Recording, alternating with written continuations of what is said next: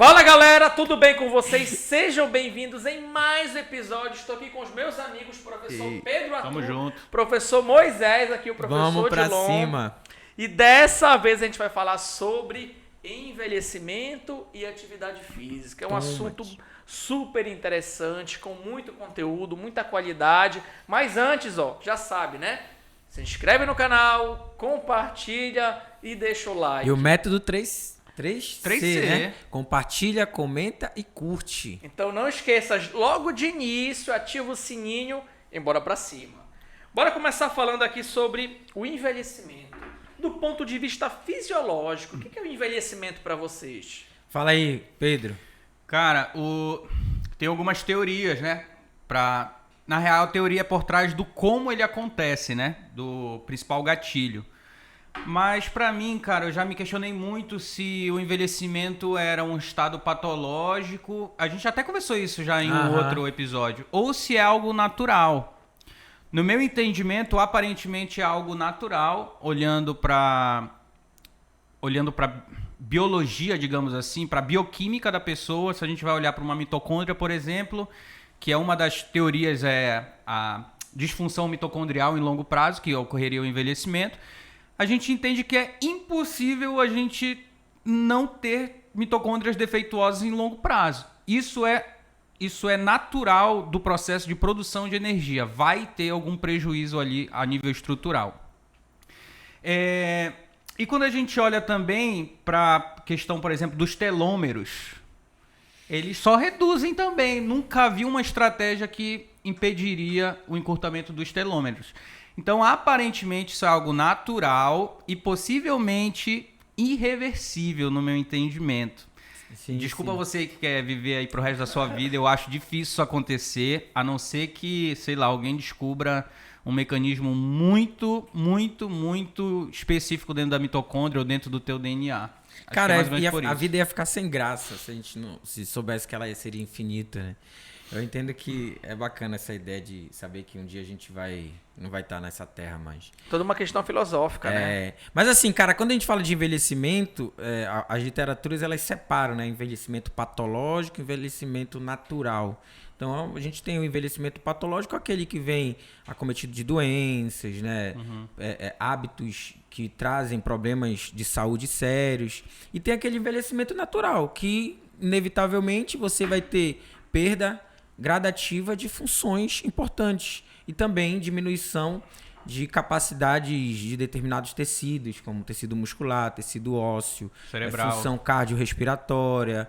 Então, inevitavelmente, ao longo do nosso processo de vida, naturalmente a gente vai passando por um processo de degradação de determinados tecidos, de determinadas funções, de funcionalidade e tudo mais.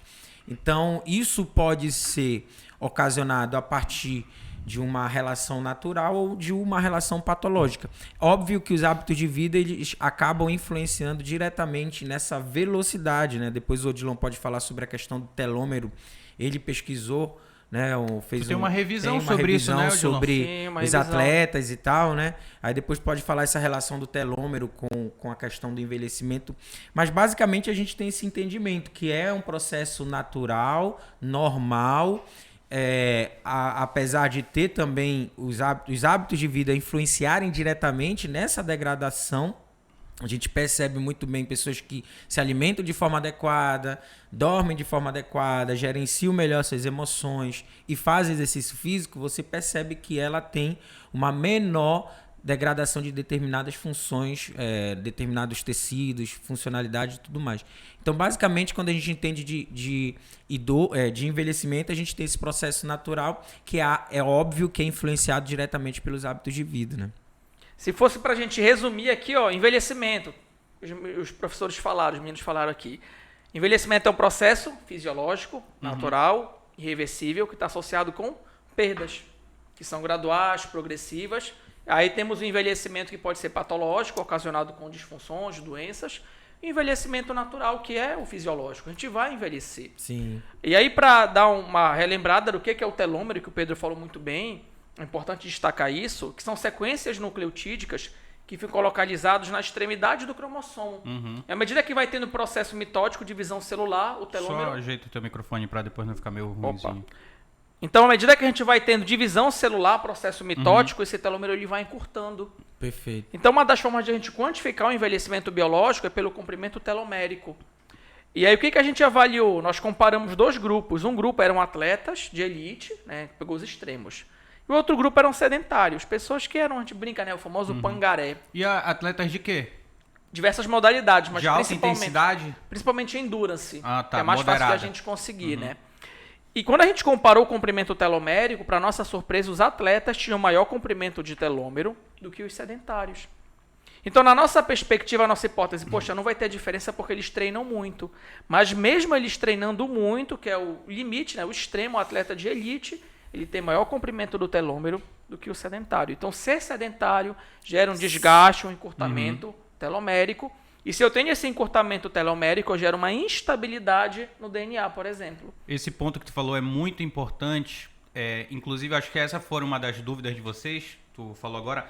Mesmo eles treinando muito, eles ainda tinham um telômero maior do que quem não treinava, né? Sim. É importante a gente atentar para isso, porque existe aparentemente uma dose correta do quanto a pessoa precisa para se beneficiar do exercício. Perfeito. Esse foi um dos pontos que a gente estava comentando lá no mestrado, inclusive na aula de metabolismo oxidativo. A gente falou muito sobre essa questão do envelhecimento lá também. Estava conversando lá e eu falei assim, olha, professora, sabia que tem uma curva Em J J. inversa.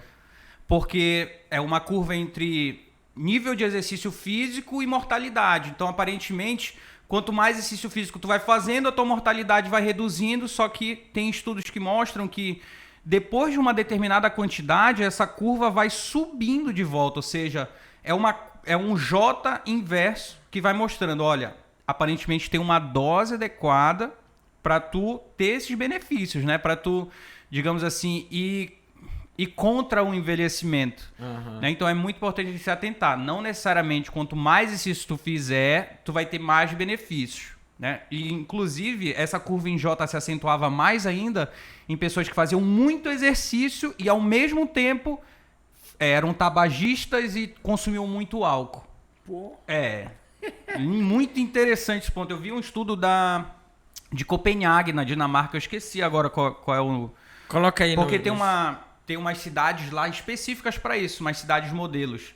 É uma cidade que toda cidade tá dentro de um corte grande, entendeu? Então, questionários e tudo mais, eles verificaram que quanto mais a pessoa corria, quanto mais tempo ela corria, né, além do que ela precisava, e estava associado também a tabagismo e álcool, ela tinha mais chance de morrer por todas as causas.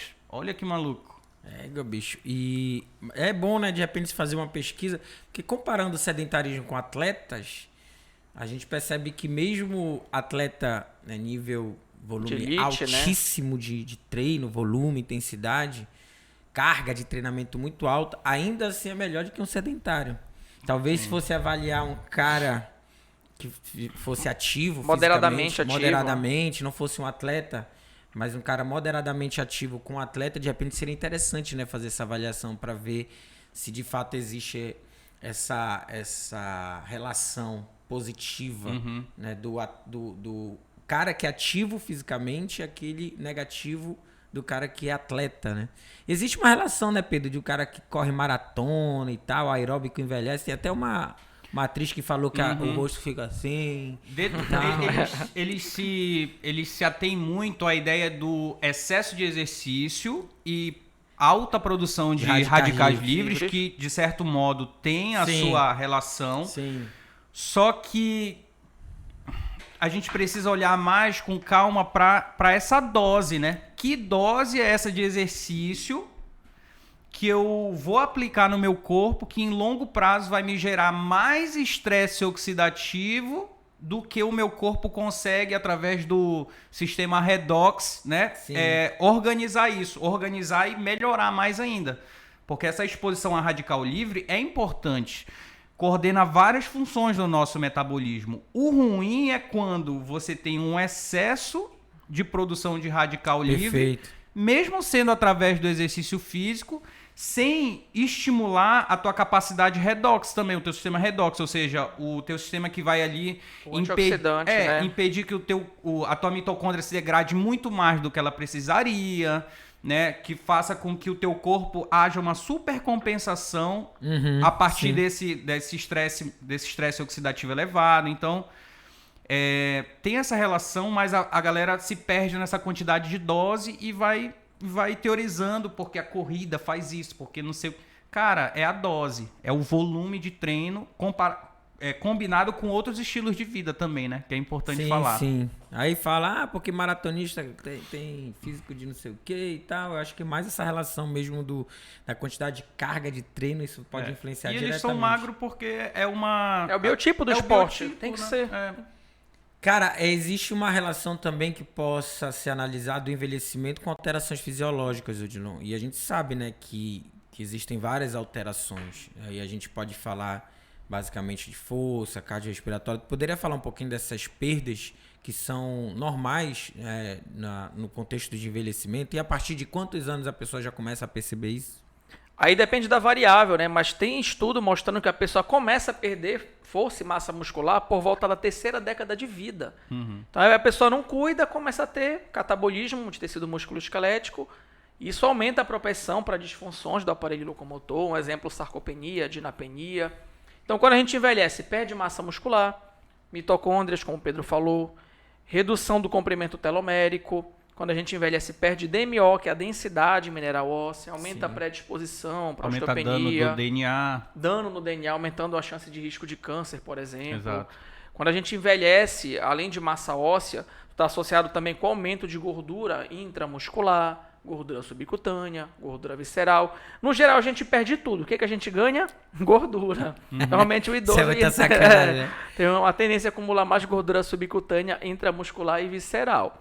Quando a gente envelhece também, tem uma perda de força muscular respiratória, que é muito importante, que a galera da fisioterapia avalia, que é a manovagometria, que está associado com infecção do trato respiratório. Então é um processo de perdas do envelhecimento. O coração fica mais fraco, rigidez arterial, aumento de pressão, são N variáveis aí que se alteram com a senescência. Odilon, tu falou sarcopenia e qual foi o outro? Dinapenia. Qual é a diferença? A dinapenia, ela antecede normalmente a sarcopenia porque ela é perda de força e funcionalidade. Entendi. A sarcopenia é a perda de força, funcionalidade e massa muscular. Então, tem autores que falam que normalmente antes da sarcopenia, a gente tem a dinapenia, essa alteração aí na capacidade física funcional. Tem um ponto importante também, que o processo de envelhecimento ele traz né, em boa parte das vezes, alguma disfunção a nível cerebral, né? Também, tipo, muito neurodegenerações. importante. Isso é muito comum, né, na idade avançada. Qual é a tua experiência com isso e tal? O idoso ele tem uma tendência a reduzir neurônios, volume hipocampal, que o Moisés gosta bastante de estudar nessa área, né? Falando aí de comportamento. Aumenta a inflamação no sistema nervoso. Então, associado com doenças aí neuroinflamatórias, neurodegenerativas como Alzheimer, doença de Parkinson, depressão. Sim. Então, isso também vai acontecer no sistema nervoso. Até o próprio sistema somatosensorial, isso afeta o idoso. Então, a audição, a visão, o tato, o paladar, tudo se modifica. É até comum o idoso reclamar da comida. Ele fica puto da vida, a comida é a mesma. É a mesma pessoa cozinhando, ele fala, pô, tá sem sal, pô, tá sem açúcar, pô, tá sem gosto. Não é a comida que mudou, mas é o sistema somatosensorial. Então ele tem uma tendência a colocar mais sal, mais açúcar, ingerir menos água. Aí tudo isso gera uma repercussão fisiológica negativa. Aí você tem que aprender a lidar com o idoso. Então a gente brinca que a sociedade não está preparada para isso. E vem muito idoso pela frente, né, mano? Muito. Muita gente vai se tornar idoso aí nos próximos anos. E tem o aspecto social também, né, cara? Porque quando tu vê o idoso, ele começa a diminuir a carga de trabalho, a aposentadoria, diminuir essa relação do contexto social. Então tu vê que o idoso vai começar a se afastar, diminui esse contato entre amigos. Então tu vê todo um processo aí de diminuição também do contexto social daquele idoso. Quando a gente fala de envelhecimento, a gente está falando também dessa relação, né? De comportamento e tudo mais. Então, por isso que a gente pensa dessa necessidade do exercício, que ele vai além só... É óbvio que a gente vai falar daqui a pouco sobre os efeitos do exercício no envelhecimento.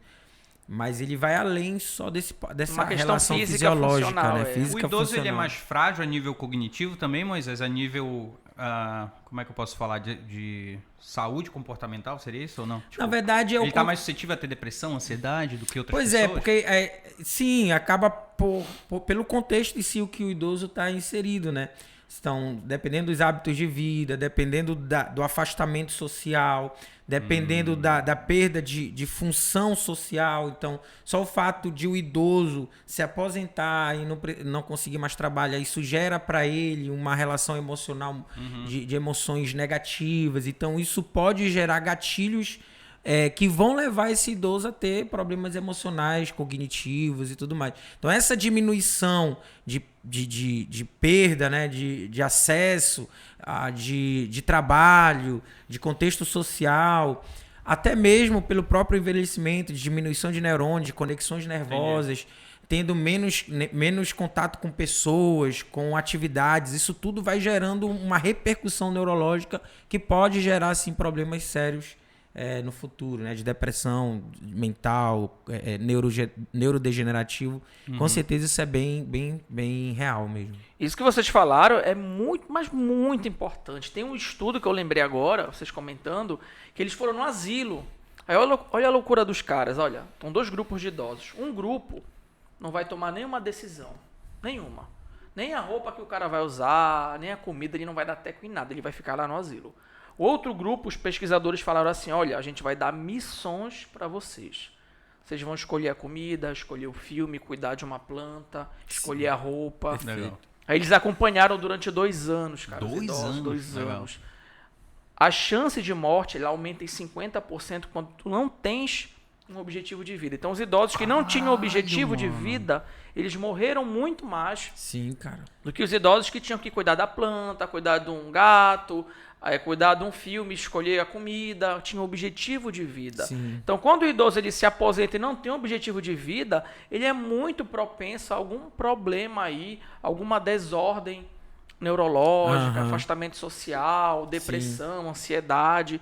Então, a gente tem que pensar também nisso, quando a gente está cuidando do idoso. Dá uma função para ele. Porque se ele ficar afastado, meu amigo, a tendência é só piorar. E o comportamento dele, né, a tendência também é ansiedade e depressão. E principalmente se ele foi um idoso muito ativo, né, cara? Se ele foi um idoso muito ativo na sociedade, era relevante na sociedade, gerava uma mudança e tal. Isso de fato impacta demais. Hoje, se tu for conversar com os idosos, eles não querem mais parar de trabalhar. 60, os idosos 65, eu conheço gente... A minha mãe, cara. A minha mãe tem 65 e não para de trabalhar. A sogra tem 65 ou 66 e é ativa, velho. Não quer parar, não é que ela não é que não deixaram, é que ela não quer, não faz sentido. Então essa relação de ter um propósito, essa relação de você ter um objetivo, ter um sentido de vida, isso gera respostas neurológicas, inclusive de dopamina, que vai modulando sim, inclusive questões neurológicas, né, moleculares, e que vai fazer com que aquele idoso continue ali persistindo em querer acordar todo dia de manhã Tipo uma fazer plasticidade, A neuroplasticidade. Neuroplasticidade. sináptica, não é? Sim, pode acontecer, porque todo e qualquer tipo de aprendizado que o idoso tem, isso vai gerar novas conexões nervosas, isso vai gerar também o fenômeno de neuroplasticidade. Então é necessário que o idoso continue aprendendo. Esse negócio de você dizer, o idoso, ele perde memória, isso não é verdade necessariamente. Isso vai depender de hábito de vida, vai depender de estímulo, vai depender de vários fatores. Mas é normal isso acontecer no envelhecimento porque você tem esse afastamento social, essa perda de trabalho, né, aposentadoria. E isso é uma coisa que a gente precisa estar atento porque, de fato, é algo que causa muita dor e sofrimento para o idoso. Eu queria saber muito se mudassem esse ambiente do... Como é? Lá do lugar? Do asilo. Do asilo. Tipo, se fossem os idosos, sei lá, ficassem em casa, mas, sei lá, numa chácara. Passar lá o resto da vida na chácara, fazendo coisas ali. Mas se bem que ele vai fazer coisas na chácara também, né? Ele tem que ter vai objetivo, decidir, né? Ele tem que decidir, tem que ter objetivo, tem que ter meta. É isso é a vida, né, cara? Sim. Como é que a gente vai viver sem meta, sem objetivo? Você vai definir isso que vai acontecer. Isso faz parte do nosso dia a dia. Todo dia tu acorda com objetivos traçados, metas traçadas, que te levam a querer dar continuidade naquilo. Entendeu? A motivação, né, mano? Motivação. Tudo na vida é motivação, mano. Ficar assim, velhinho assim? Meu medo é ficar assim, olha. Essa cara. Meu medo é ter esse olha, tá vendo essas galinhas aqui, né? Meu medo é ficar assim. Não, sério, mas vocês têm medo de ficar muito velhinho assim, como é que vai ser ou não? Cara, eu vou De te boa. falar, o meu maior medo, e isso já na verdade, antigamente, meu maior medo era chegar na velhice e não ter sido relevante, entendeu? Acho que não tem como, você vai de alguma forma envelhecer, isso é fato. Só que o ruim de tudo é você chegar no final da tua vida e ver que tu não deixou um legado pros teus filhos, não foi relevante na sociedade, não transformou nada. Não transformou a vida de ninguém, né, cara? Cara, e tu viveres assim, tu vê, que merda, velho. O que eu fiz não tem sentido nenhum. Eu só fui empurrando com a vida, com a barriga. Na verdade, eu não vivi, né? Eu sobrevivi. Esse, antigamente, era o meu maior medo. E aí eu fui me conectando espiritualmente com Deus e eu fui vendo que existe um sentido nisso que eu faço hoje, entendeu? Que filosófico, né? Eu até chorei um pouquinho. E tu, John? Eu tenho medo de envelhecer? Claro que não, porque eu estou envelhecendo. Olha aqui, barba branca, cabelo branco. Mas eu fico imaginando o Odilon com 60 anos, que ele já é feio, com 35, ele com 60 deve ser com 35 não, 33, muito bem vivido. 33, doido, velho. Olha esse charme. Eu falei 35, mas eu te dava 40 fácil.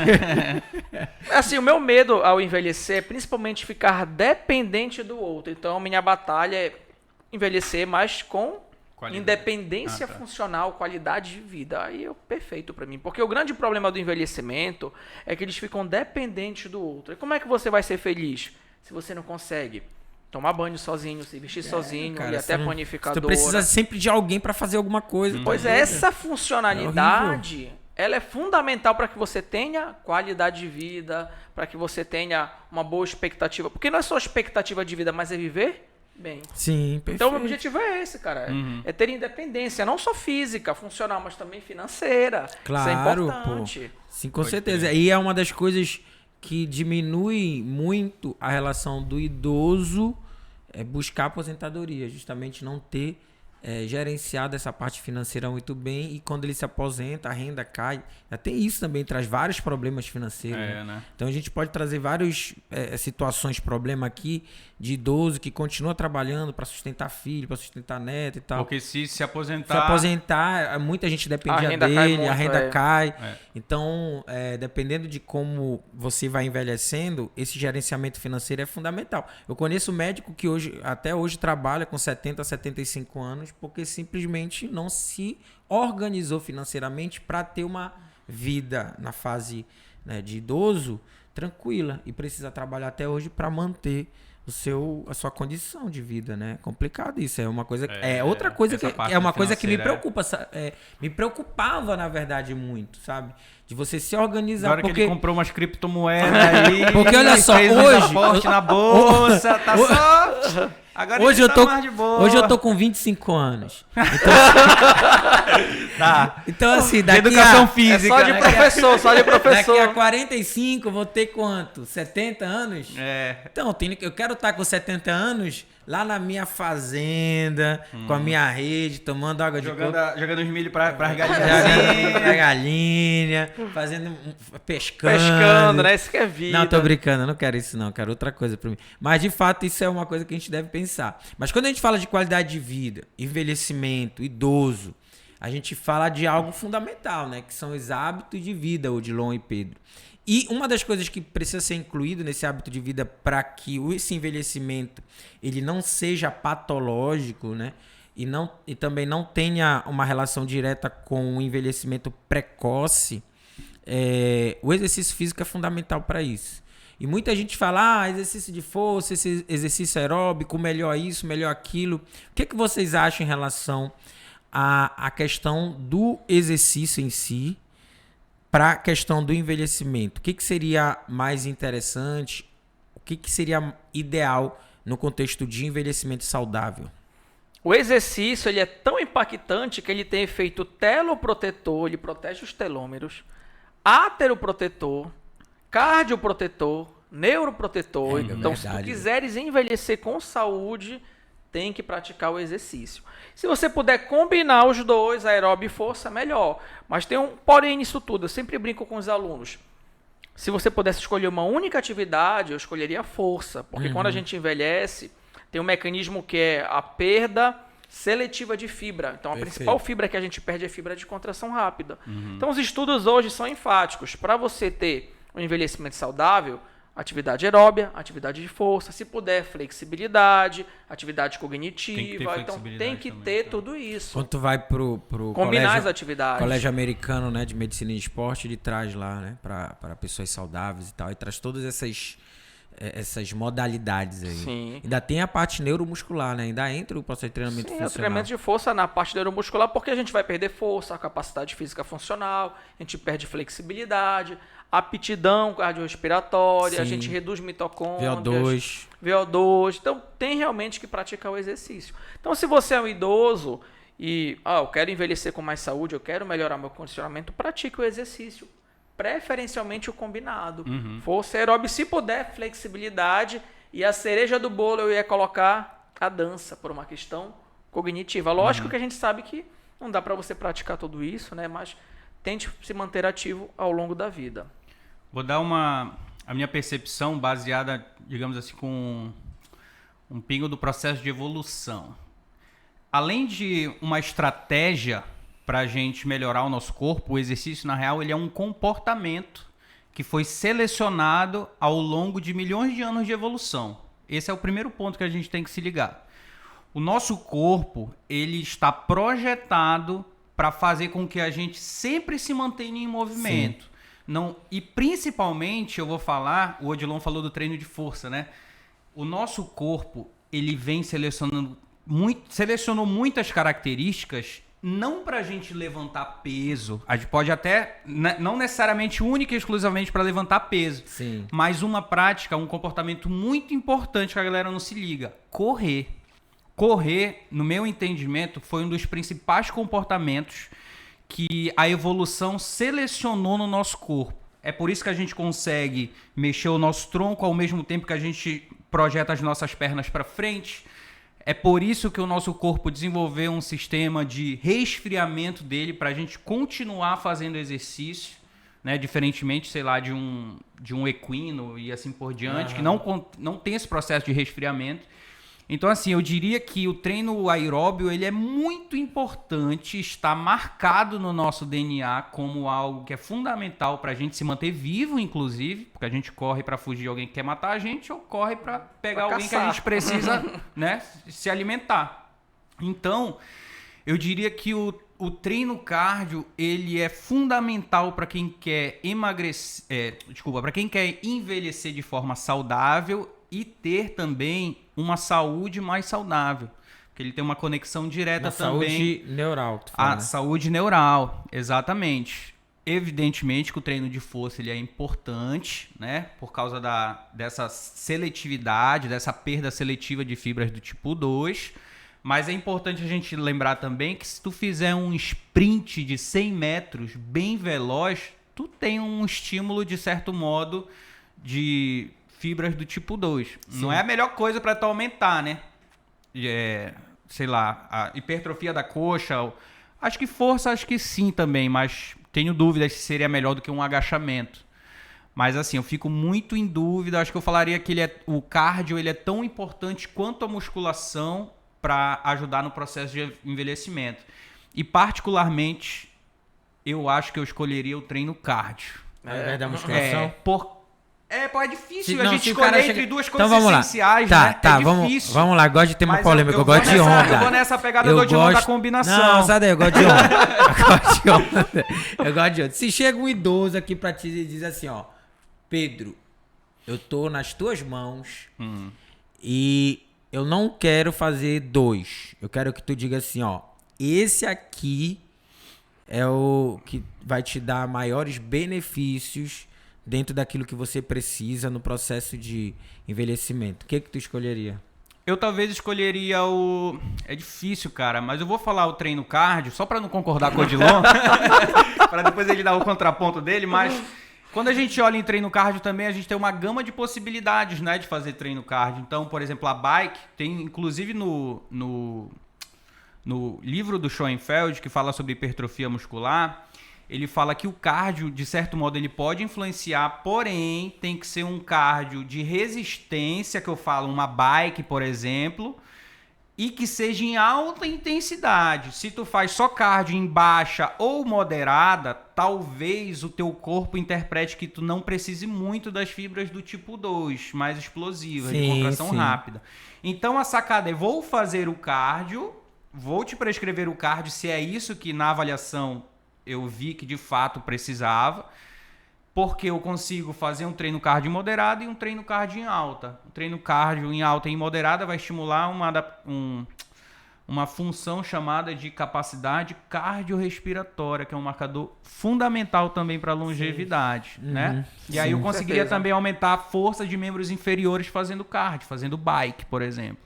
Tu acha que a perda de força mais definitiva para falar que um idoso ele está bem ou mal seria de membros inferiores ou de membros superiores? Principalmente inferiores. Por causa da queda, né? Por conta do risco de queda. É onde a gente tem mais massa muscular, então está associada também com disfunção do metabolismo da glicose. Então, lógico, os dois, você perder força, membros superiores e inferiores é ruim, mas se fosse optar o inferior, ele é pior. Eu diria que ele é pior. Sim. Eu nunca vi um estudo em que eles pegam capacidade cardiorrespiratória e força. Bora ver quem é que sobrevive mais aqui. Quem tem mais capacidade cardio ou de força? Tem um estudo de 20 anos que eles pegaram os hipertensos. O ideal é ter os dois, mas depois, né, optando por um foi força. Uma diferença pequena, de 51% para 46%. E o cardio era o quê? Moderado, possivelmente?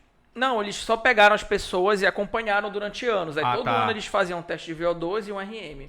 Aí eles avaliaram a mortalidade. As pessoas que morreram menos são as pessoas que têm boa força e boa aptidão cardiorrespiratória.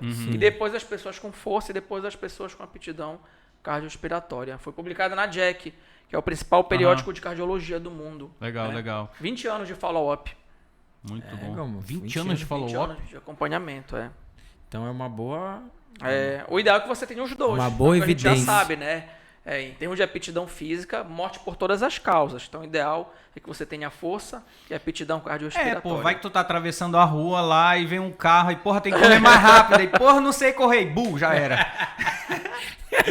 Não, mas de fato, quando a gente pensa no contexto de ideal, né? No mundo ideal, os dois seriam interessantes. Mas tem pesquisas falando sobre você incluir dupla tarefa, cara. Também, é uma sacada excelente. Você gerar adaptações neurológicas, né? Do córtex cerebral.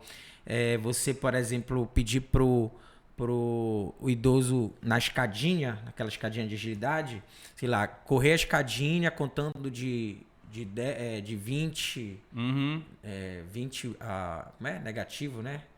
Decressivo, então fazendo alguma conta, então pensando em cores, sempre trabalhando com uma relação mesmo de adaptações físicas, né? Capacidade física, mas também trabalhando a relação cognitiva.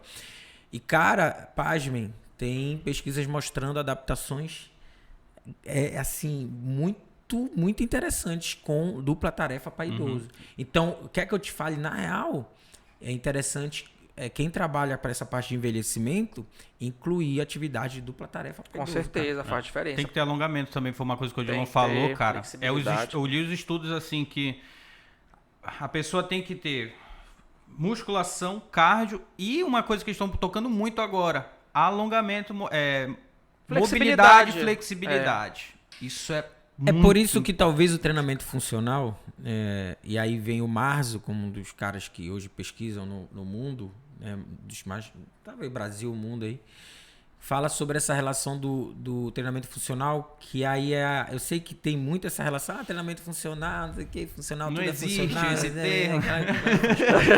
É esse funcional aí que tu tá pensando, é esse que ele tá falando. Não é o... frescura porque existe já pesquisa mostrando, já existem métodos estabelecidos, né? Existe laboratório aqui no Brasil que trabalha com estratégia, existem livros, né? Tem um Cauê, La Scala, que é um dos caras também, vários outros. Mas assim, quando a gente fala de treinamento funcional, qual é a ideia do treinamento funcional? É você incluir, óbvio, dentro de uma estratégia metodológica, onde uma não vai competir com a outra, todas essas capacidades físicas fundamentais porque a gente sabe, cara, a vida do idoso não é assim. Alongamento num dia, força no outro, velocidade no outro, aeróbico no outro, dupla tarefa. Não tem, cara. O cara não tem essa facilidade toda de tempo para encaixar, né, de uma forma ideal tudo aquilo que a American College preconiza. O idoso, acho que ele vai fazer um desse e às vezes nem a musculação, é uma fisioterapia que ele vai iniciar na casa dele. Não tem progressão, o cara não tem resultado. Não, mas eu não falei de piada, não. Eu falei fisioterapia mesmo, porque eu conheço uma fisioterapeuta, a Ana Paula, inclusive ela pode vir aqui um dia conversar com a gente sobre isso.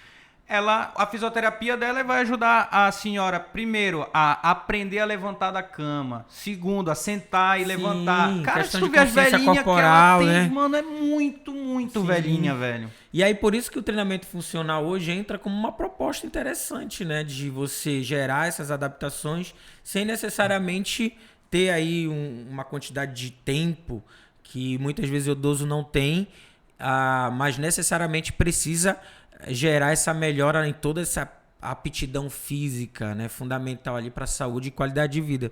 Então, o treinamento funcional também é uma estratégia interessante. Hoje não dá para dizer que não é científico, existem vários artigos científicos, existem pessoas pesquisando no laboratório e tal, no Brasil, no mundo inteiro. Mas é óbvio que tem muita gente fazendo besteira por aí, dizendo que treinamento funcional é simplesmente um circuito metabólico. Mas porque existe todo um método para você estabelecer e dizer aquilo é treinamento funcional. Além de levar em consideração as capacidades que a pessoa precisa desenvolver, como ela vai aplicar isso no dia a dia dela, né? Sim. Qual é o percurso que ela faz dentro da casa dela? O que ela precisa fazer ali para, sei lá, eu tô aqui, vou virar e não vou cair de costela no chão e... Porque a pessoa consegue agachar, mas não consegue, por exemplo, fazer um supermercado e carregar de um lado do outro, duas sacolas de supermercado pesado. É diferente você fazer um agachamento e você utilizar, né, esse movimento da atividade da vida diária lá dela, que ela vai para o supermercado, faz a feira e tudo mais. Então, são várias situações de exigência na atividade de vida diária que tu podes colocar dentro de estratégias, né, no contexto do treinamento. Agora, uma coisa é óbvio, quando a gente fala em treinamento funcional, a capacidade física básica do treinamento funcional é força. Então, num contexto metodológico, você sabe que se não tiver estimulando a força dentro daquela estratégia lá, da forma como você vai criar a sessão de treinamento, não é treinamento funcional. Então, é só um pulo, é uma corridinha, é não sei o quê, um circuitozinho. Se não tiver força sendo incluído, não dá para dizer que aquilo é treinamento funcional. Então, a capacidade básica no treinamento funcional é a capacidade física de força. Só que aí tu vai distribuindo isso e com todas as necessidades, mobilidade articular, treinamento aeróbico, e sempre pensando no caso de envelhecimento, em atividades que vão estimular ali nessa relação da perda seletiva, né, de fibras musculares, sempre pensando em buscar estimular as fibras tipo 2.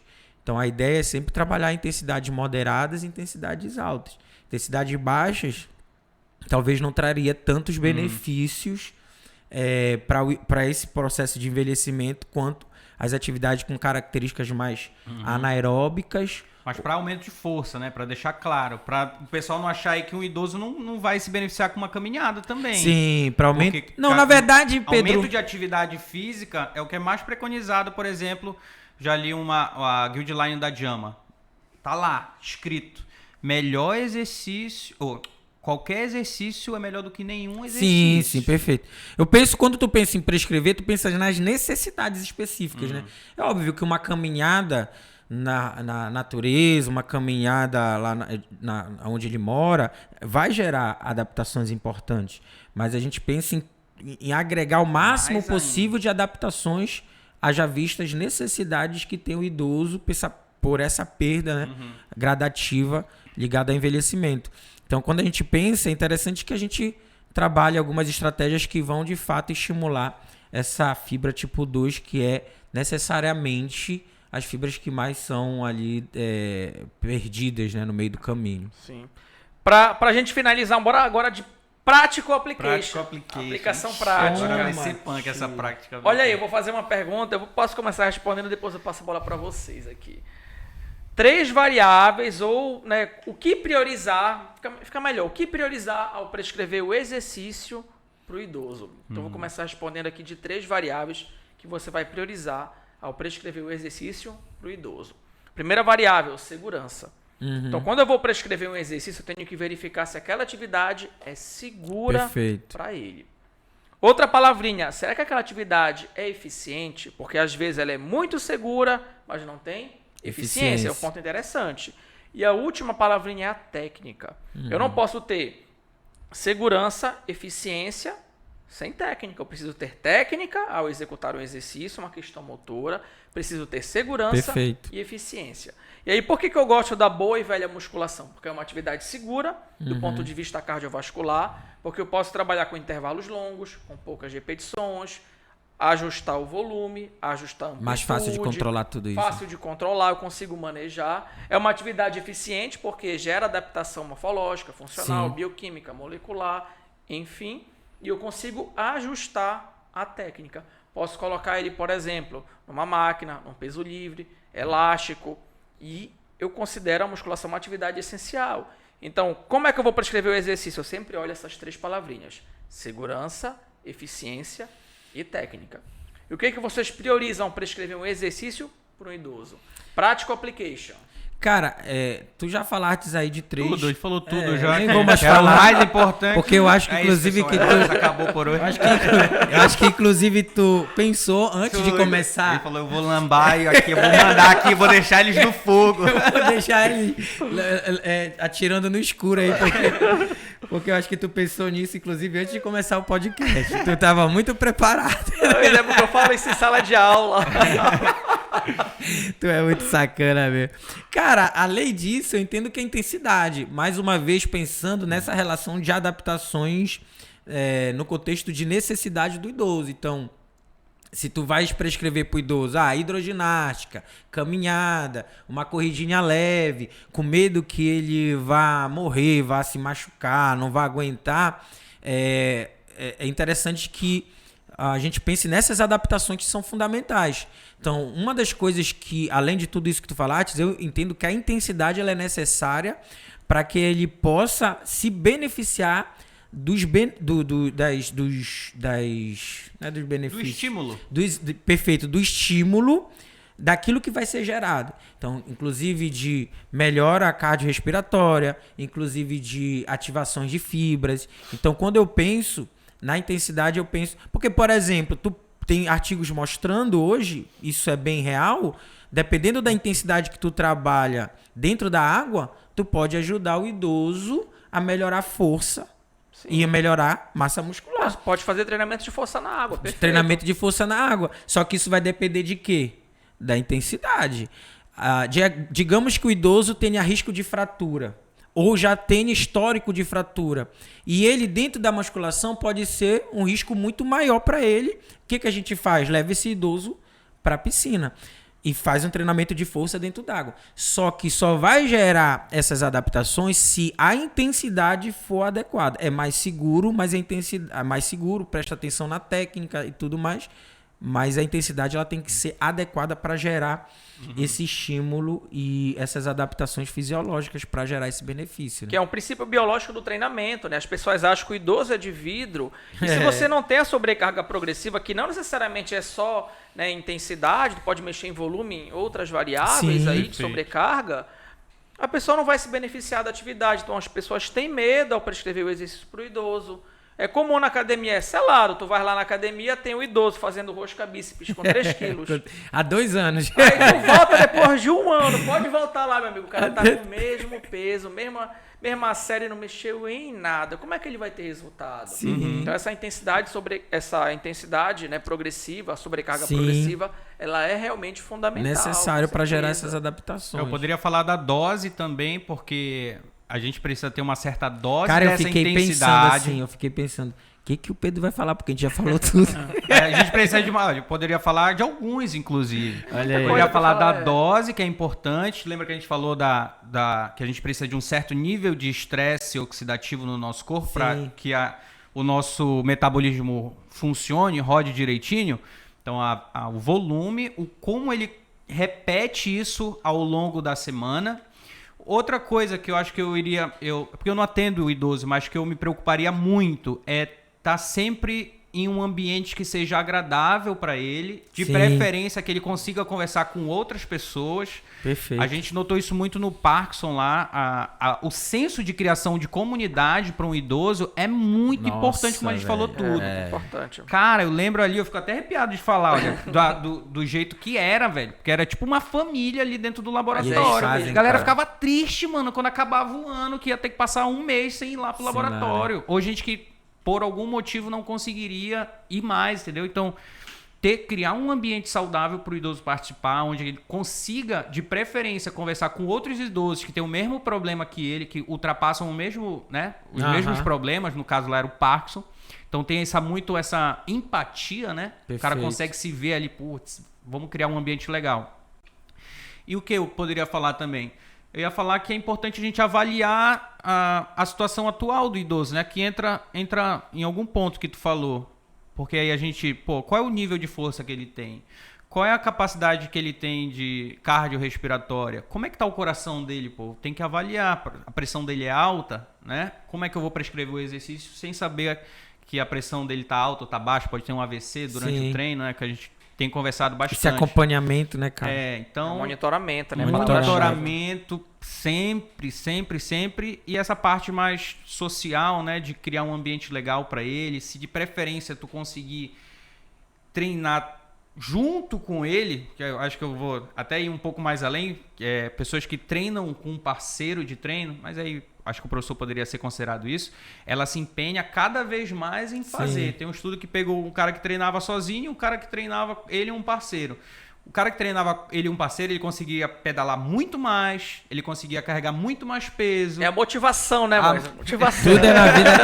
Tudo na vida é dopamina, mano. Entendeu? Sem dopamina tu não anda. Então eu poderia falar disso, da dose, que a gente precisa de intensidade, sem dúvida, mas a intensidade em doses adequadas, essa questão do ambiente saudável para ele e também da questão... Tu tomar um Vivan semana pra ver como é que tu vai estar. Vou resumir aqui a Practical Application, aplicação prática. Segurança, eficiência, técnica, intensidade progressiva, ambiente adequado e... a dosagem dessa intensidade... E o monitoramento. Então, são 6 aí variáveis para vocês pensarem, refletirem e melhorarem a prescrição de vocês. Rapaz, o nível tá ficando cada vez mais alto, né, velho? Cara, a gente chega aqui... A gente falou de telômero hoje. A gente chega aqui e fala, mano, o que a gente vai falar hoje? Não, eu não sei, porra. Não... Mas sempre sai, entendeu? A conversa sempre flui. Tá no nosso dia a dia, né? O Odilon dá aula disso, eu dou aula disso, o Pedro estuda sobre isso. Então, é uma coisa que pra gente acaba... Agora tem outros temas que a gente precisa dar uma lida, uma estudada para ver se tem alguma coisa aí. Faz parte, mas esse é o nosso objetivo, é sempre levar informação de qualidade. Quando o Odilon fala besteira, ele manda o Pedro cortar. De vez em quando eu recebo uma mensagem. O Pedro corta aquele negócio ali que eu falei besteira. Quando o Moisés tá me sacaneando muito, ele não sabe, mas eu corto também. Mas essa é a nossa ideia, pessoal, é trazer informação de qualidade para vocês. É isso, Odilon? É isso. Não esqueçam, compartilha, deixa o like, divulga. E assim o YouTube vai entender que esse conteúdo é importante, ele vai entregar para mais gente. E também estamos lá no Spotify, não esqueçam. Top, isso. verdade. Spotify Segue tá a gente. bombando, Spotify tá bom. O pessoal do mundo inteiro tá vendo a gente, tu acredita? Opa! Portugal, que mais, Odilon? Argentina. O negócio Estados tá bombando. Unidos. Então vai lá, curte, comenta, compartilha. Beleza, pessoal? Então na semana que vem a gente tá com outro tema especial para você. Qual Dessa é o tema, vez Moisés? é persuasão. Nossa, você vai começar a se dar melhor até com a tua esposa, com o teu marido. A gente vai ensinar técnicas aqui poderosas. Persuasão escrita, comportamental, talvez. Não verbal, não né? verbal, movimentação. E verbal, né? Verbal também, Então, exato. é sensacional, não perca. Valeu, galera. Falou, tchau, Falou. tchau. Até mais.